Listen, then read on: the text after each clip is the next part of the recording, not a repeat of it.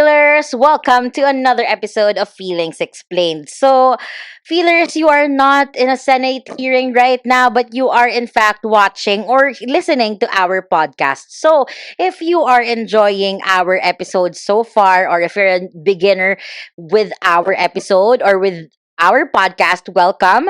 Please don't forget to follow us on all our social media channels. That's at Feelings XPLAINED on Facebook, Instagram, and TikTok. Also, if you're listening on Spotify, may 5 stars po dyan. Hit that 5 stars for us. Yes. And if you guys are a certified feeler, you should have been subscribed to our YouTube channel. We are Feelings Explain the podcast, and you can also send in your own feelings, your own stories at makisabay sa aming sariling feelings. So just email us at feelingsxplained@gmail.com. You can support our show by donating to our tip jar, which is in every description of each episode. Okay, Gian, let's kick this show off the road. What is your small win or shit of the week? Ooh, oh my gosh. Small win. Si Dua Lipa ay nakita ko in flesh. And I'm just so happy to have seen her, met her, smell. Hindi ko siya na-smell. Pero it is my first concert na I went na alone. And it's really a memorable one because I have loved Dua Lipa since forever. Kaya masayang-masaya ako napanood siya. And it was like a one big party, na parang wala. It's like a big rave and everybody's having fun, ganyan. Siguro hindi lang ako masaya sa mga katabi ko, pero Kebs yun. Hindi ko lang sila friends kasi, pero like, yeah, it's good. It's a 10/10. Amazing. I'm happy that you enjoyed your Dua show, sis. Ikaw, Pat, what is your small win or shit of the week? Ako, I have a small win, and my small win is actually this microphones. Yes. So we have brand new microphones from a couple of loving feelers na hindi namin in-expect na meron silang paganito for us. Thank you very, very much. PPG, thank you for giving us this new microphone. Although feeling namin nasa Senate hearing lang kami kasi parang, di ba, parang yes, Your Honor. Your Honor, Shiminette, mga ganyan. Shiminette. Amen. Diba? But we love this. Thank you for providing these amazing microphones for Amen. us. Thank you, JBL. Wow. Wow. And also, actually, yung mic naman namin, baka kasi nagtataka yung mga tao, bakit kaya may bagong mic? Okay naman siya. Okay naman po siya. Baka lang nag-worry kayo na hindi kami tigisa, pero we optimized it na yung mic ay pang 2 tao talaga. Kahit naghahati kami doon. I have to explain just in case baka nagtataka kayo. Ba't nga naman itong podcasters na to, ang tagal-tagal na sa industriya, isa lang yung mic. Meron talagang mic si Pat, meron din ako, pero yung mic ko kasi is for 2 people na talaga. I mean, it's optimized for that. Yeah. Mm-mm. Just saying, Ayun, maraming salamat po again for our new mics, which we really, really love. Okay, I think it's best that we get on with the episode. This show is brought to you by Pat and Gian's Blood, Sweat, and Tears. But this episode has been on my mind for quite some time now. Kasi lagi natin siyang napapasadahan, pero in passing. And I think it's high time that we actually discuss what it actually is. So, this one is actually parang I learned from you. Kasi hindi ko alam na nag-exist ang term na to. At meron palang word for the experience that I was going through, diba? So, this episode is all about limerence. Can you share something about limerence without giving too much? Wow. Para sa mga taong hindi alam kung ano ang limerence, so basically, it's a step sa infatuation. Kasi diba, when you feel infatuated, parang andun yung kilig. But in limerence, it's kind of like, you feel like you are in love with this person, but it's actually not. So it's, hindi naman siya exactly like parang abuse sa sarili mo, but like outpouring lang yung ano mo, yung love mo. And apparently, there's like a scientific explanation why people are feeling limerence.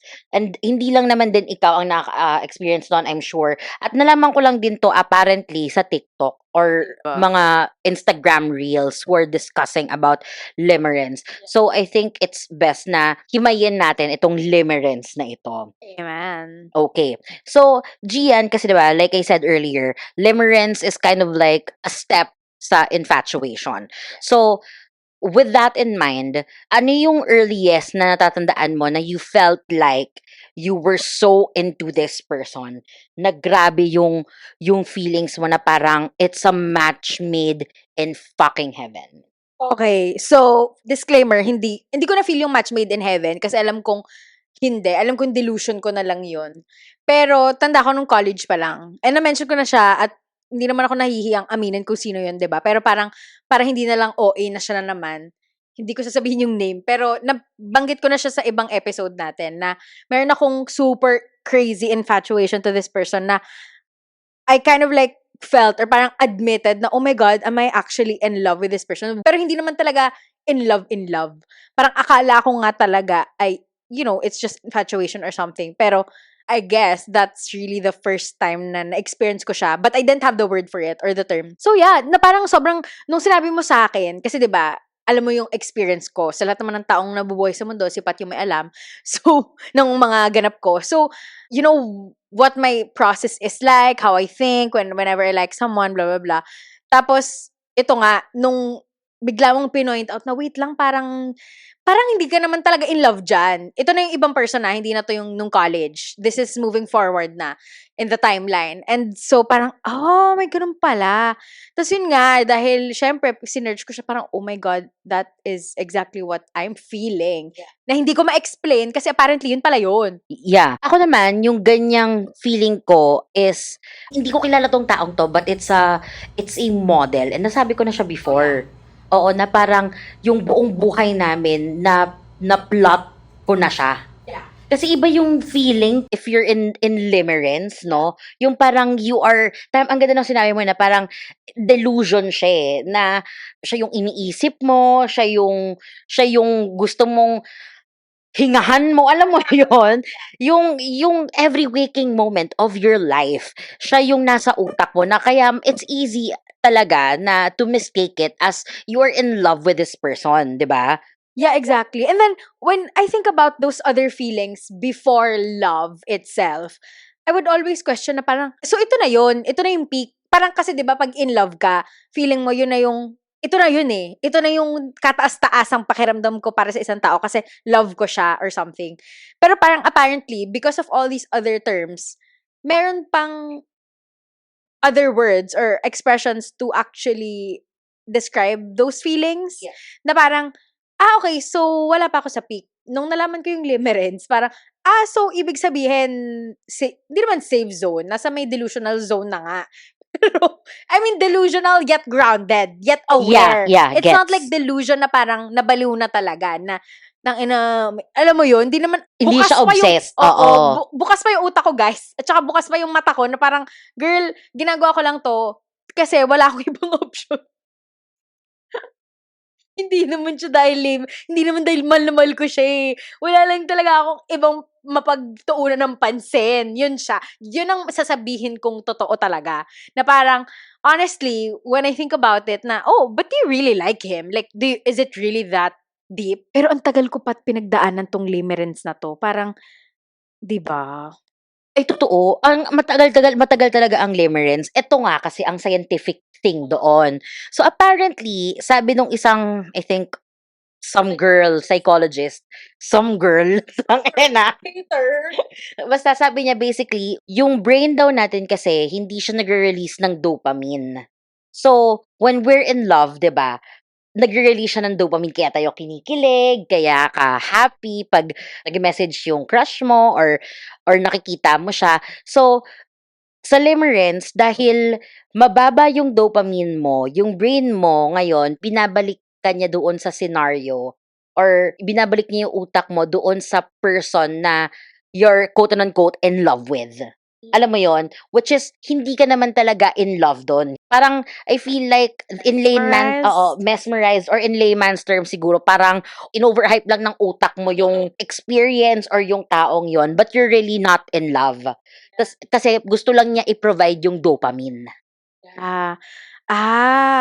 Okay. Yung utak mo yon Yung ang utak mo gusto. yon, yes. Which is very interesting. Kasi, if you think about, I mean, hindi naman din sa niloloko lang natin yung sarili natin. Pero kasi, if it falls under delusion, di ba? Ikaw ba, Pat? Dahil alam mo naman na meron akong experience ng limerence. Have you experienced limerence? Yes. Sa normal na tao, oo. Sa normal na tao, yung hindi model, hindi, yes, totoong tao. Akala ko talaga sa taong to in love talaga ako, pero hindi pala talaga. And the sad thing is, I was really, really convinced na I was in love with this person. Tapos, alam mo yun, yung itinuloy mo yung relationship. Yeah. Pero hindi talaga. Which is really sad. So wait, do you think like the younger people who are susceptible to thinking na in love sila, yun ang mga nakaka-experience ng limerence? Like, what type of people do you think experience this particular thing? Ako, I feel like wala namang exactly like type.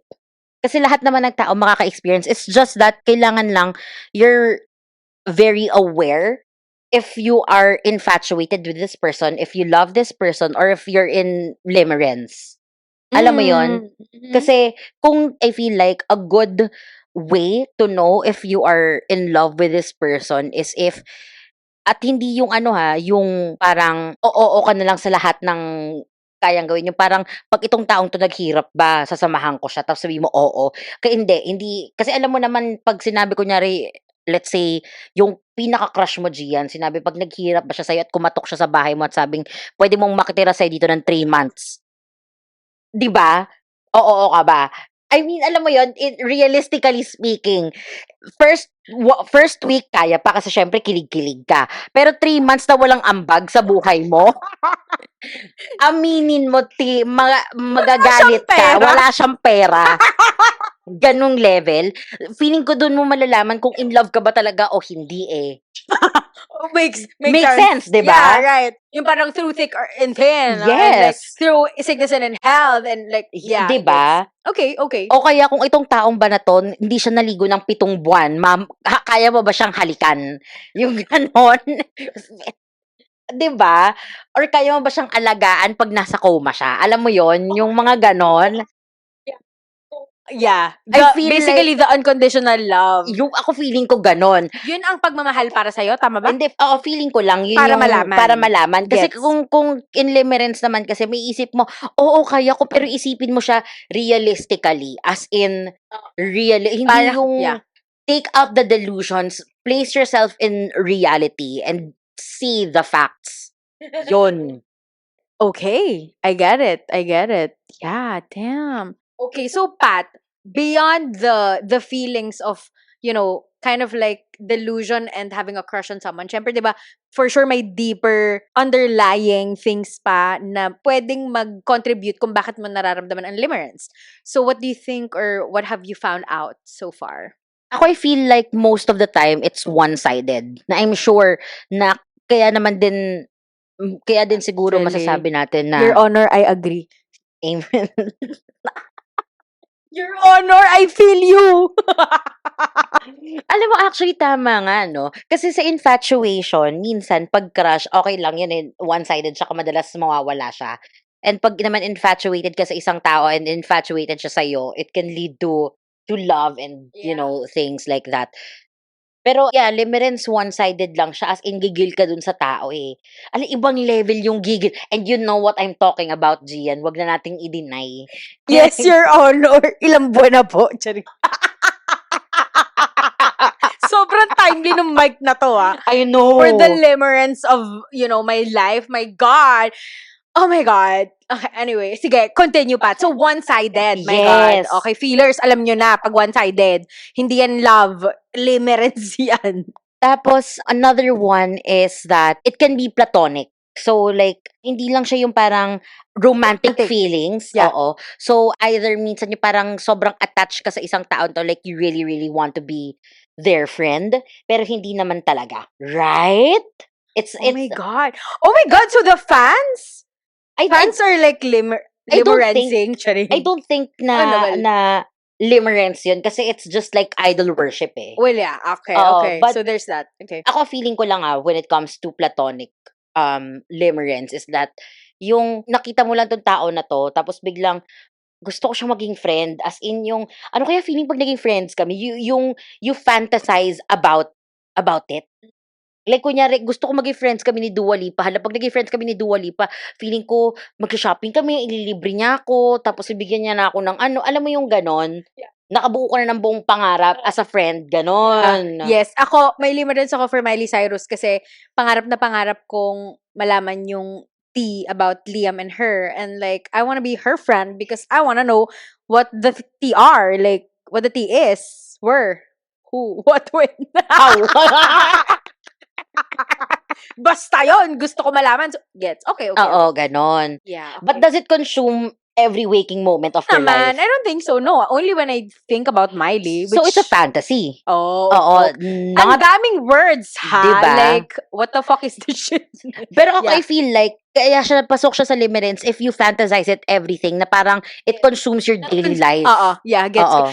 Okay, so here's the thing. What I remember about this particular thing is, and this is kind of like rated SPG, but I remember listening to a podcast episode of, again, Dak Shepard, so armchair expert.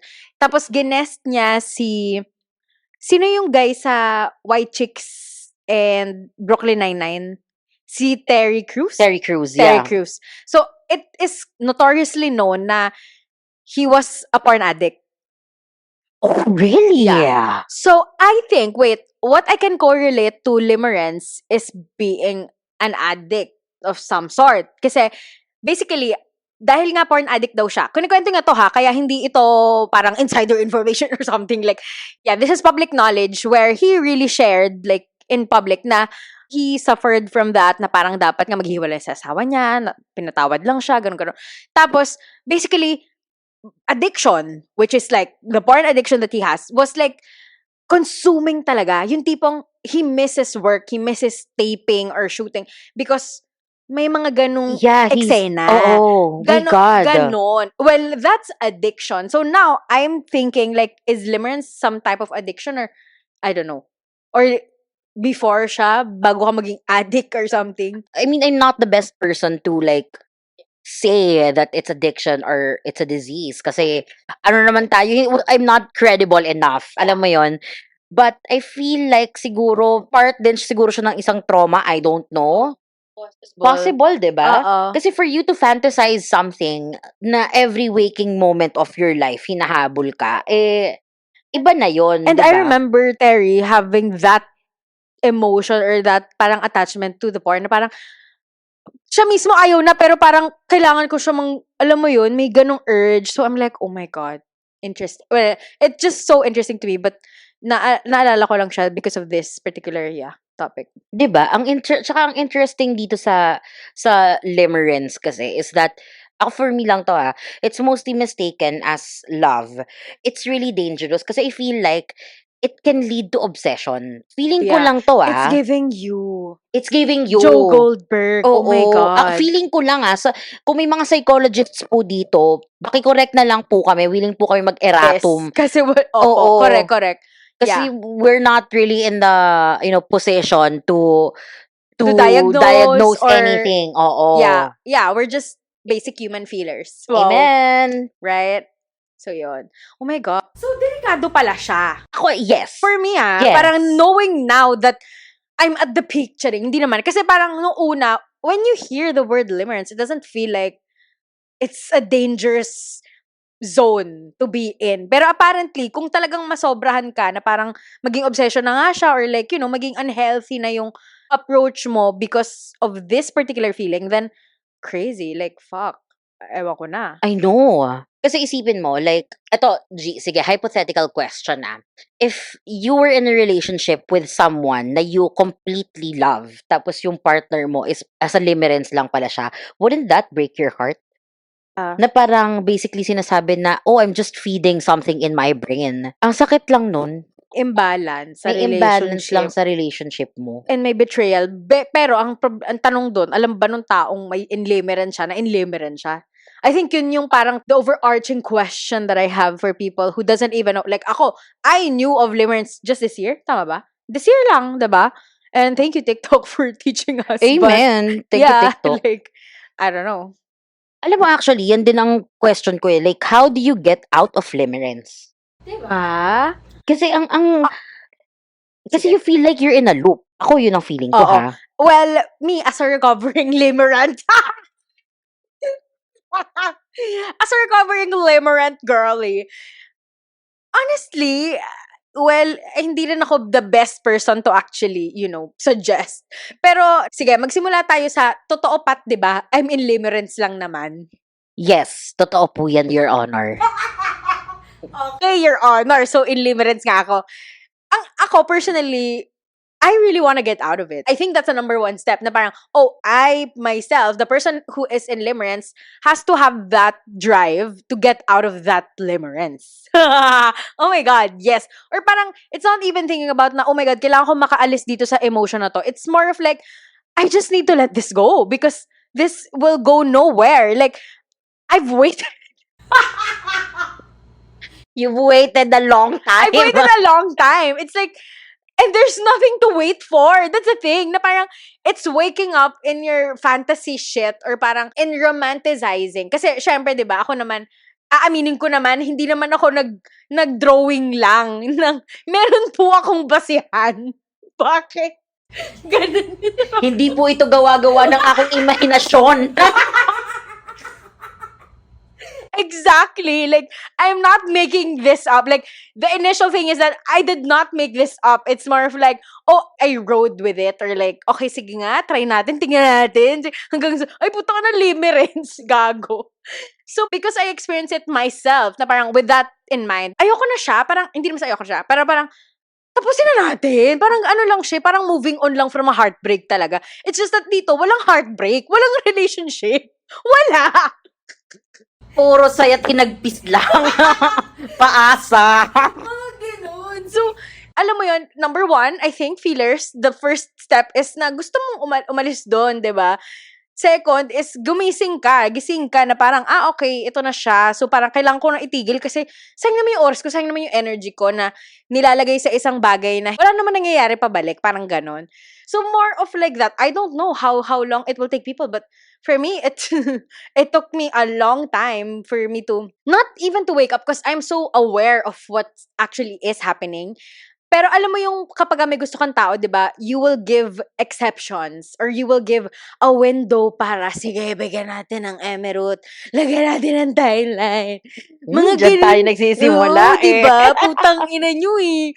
Tapos doon tayo na kasi parang ay wait lang medyo nasobrahan ka na ng timeline mo, girl. Yung deadline pa-extend. 'Di ba parang resignation mo lang yun si Zay? Amen. Oh, ganun. Sis. You're in limerence. I'm in limerence. Wait lang. Balik ako doon sa recovering Limerence. as a recovering limerent. Amen. So first step for you was you acknowledge the problem. Yes. Okay? And then the next step was actively combating it. So Yes. pag naiisip mo yung taong yon, do you redirect your thinking or what do you do? When I think about the person, I would think. I would think it through. Oh my God! So, pabalik ka sa square one. I have a problem kasi naalala ko siya. It's wild, bro. This is real. This may not be a disease, but it's a problem. Charing. No, kasi diba, ako kasi yung type ng person na the more that I restrict myself, the more I would want that. As a person na knowing na ganun ako mag-respond, I would just let it flow. Parang ganun. Kasi hindi naman ako para, ikinasal na kami. Wala naman ganun. Hindi naman ako dumating sa ganun na parang, na medyo nag-ilusyonada na talaga. Shit, baka wala na talaga magkagusto sa akin. Baka akala nila nababaliw na ako. Guys, I'm normal. Pero yun, parang, I just let it flow. But I would always think na, if he really wanted to, he would. I mean, I know it's kind of like controversial for some na parang, hindi naman ganyan yan, hindi naman ganun-ganun. Sis, pero yung totoo. Di ba? Let's be real here na, Amen. yeah. So, more on like, still very aware ako eh. So, hindi ko alam if, kasi syempre sa iba, baka nadadala na talaga sila ng pag-ibig or whatever you call it. But, for me, I'm very aware that it's just, para lang passing time or something. I don't know. Yeah. Nagigets ko yung process mo na you let it flow lang eh. Yeah. Oo. Hindi siya yung parang, hindi mo Ilan mo siya, yan, oo, or- hindi siya yung parang pinupukpok mo yung sarili mo to like stop thinking about him. Like, parang tama ka nga, it's kind of like moving on, na parang, na inahayaan mo lang siyang mag-shed. Pag nakita mo siya na mag-shed, okay, it's shed. Yeah. Oo, it's shedding, ganun. Yes. Ako din kasi when, this is romantically speaking from that point of view na, I really would only want someone if I actually got a motive from them na they want me. So it normally happens that way na parang a person would give me that and then, oh, napansin ko si person na initially I would have never think twice. Na parang, sis, get out. Charing. Or diba, parang hindi ko maiisip na, oh, this could be a possible whatever. And then, parang pag gusto ko na sila, hindi naman sa ayaw na nila sa akin, pero parang, oh, nasa na sila? Parang ganon. So like, that happens to me. Alam mo ngayon, naisip ko lang bigla. Ang lungkot din pala if you're in limerence. It's lonely in a way. Yeah. Kasi Mhm. you just built it up in your head. You made castles and Dragons with fight, them. yeah, you're fighting dragons with them. You created these stories in your head na turns out na ikaw lang naman pala ang nag-e-enjoy. At ikaw lang pala yung part. Parang, ay, wala pala silang role dito. Parang hindi na pala sila part ng story or whatever. But, yeah, I mean, it really has to come from you na gusto mong matapos siya. Kasi talagang tama ka naman eh, na parang it will feel like you're in loop.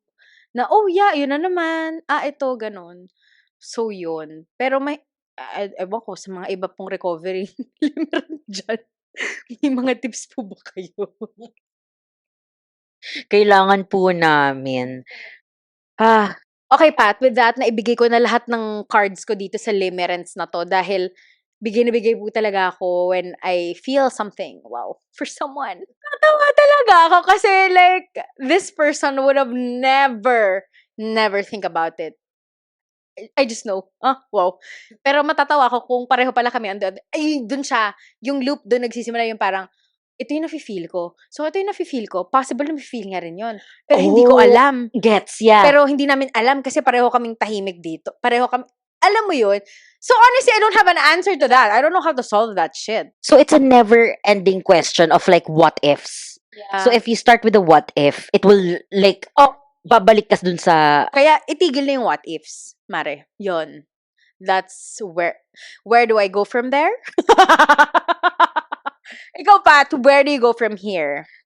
ako, limerence is such a sticky situation to be in. Wala man ako yung kasing grabe nung experience ni Gian. Pero I've known to have a fantasy or two about people, alam mo yon, na hindi naman din ako papansinin and will never give me the time of day. So, but ang ano lang din, siguro na yung sinabi ni Gian about doon sa what ifs, ang hirap nga naman din talaga na tigilan yon. So, if you find yourself, tama rin si Gian doon, if you find yourself in a what if, you have to like immediately, ako feeling ko lang, you have to immediately cut it na tama yung process ni Gian na if he wanted, he would. 'Di ba? At saka, if you are currently in limerence, I think dapat po pinakikinggan nyo to.